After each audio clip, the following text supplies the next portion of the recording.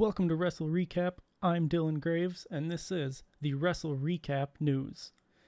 Kicking off the news, it was confirmed by Becky Lynch on the Late Late Show that Seth Rollins had knee surgery on Tuesday, April 16th to repair a torn meniscus. It was reported by Mike Johnson of PW Insider that Rollins had a grade 2 MCL tear to go along with a partially torn meniscus. There is currently no timeline for return. WrestleRecap wishes a good recovery to Seth freaking Rollins. PW Insider has also reported that DM Hunk Drew McIntyre suffered a hyperextended elbow in his match against Seth Rollins at WrestleMania 40. Staying on the WrestleMania topic for a second here. During a recent episode of Undertaker's 6 Feet Under podcast, the dead man seemingly accidentally revealed the location of WrestleMania 40 to be none other than Las Vegas. It's worth noting that this is not a live podcast, so if it did need to be edited out to not be accidentally revealed, it could have been done. Moving on to contract situations, we have seen even more releases this week, including a former world champion. Jinder Mahal, Veer Mahan, Sangha, Xia Li, Zion Quinn, and Von Wagner have all been released.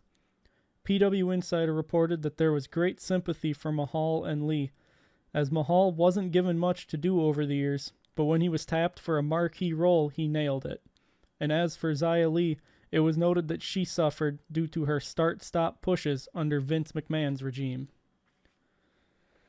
Into some more positive contract talks, per Fightful Select and seemingly via the man himself on X, the Demon King Finn Balor has signed a new multi-year deal to remain in WWE.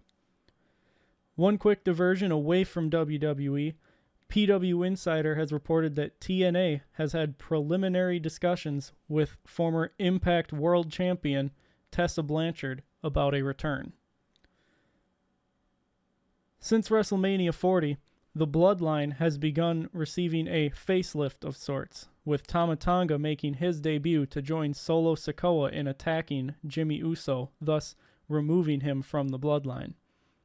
Well, PW Insider reports that Jacob Fatu is expected to make his debut within the next week, meaning it is likely that he will show up on the first night of the WWE Draft. To wrap up the news, WWE released a statement announcing that they will join forces with UFC to present NXT Battleground on Sunday, April 9th at UFC Apex. Before I get out of here, though, let's take a look back at this day in wrestling history. In 1990, when the Ultimate Warrior won the WWF Championship, he was forced to vacate the Intercontinental title. A tournament was then held to crown a new champion, and the first semi-final match saw Mr. Perfect defeat Tito Santana in Austin, Texas on April 23rd, 1990. Finishing up with some birthdays, Tony Atlas turns 70 today, John Cena turns 47, Moose turns 40, Jesse Goddard turns 38, Dijak turns 37, Britt Baker turns 33, and Jamie Hayter turns 29. WrestleRecap would like to wish a happy birthday to all of them. That concludes the WrestleRecap news. I've been Dylan Graives. If you want to support WrestleRecap, you can like, share, and subscribe. You can also comment down below and let us know how we're doing. If you want to keep up with our content, you can click the video that's being shown on your screen right now. Otherwise, we'll see you next time.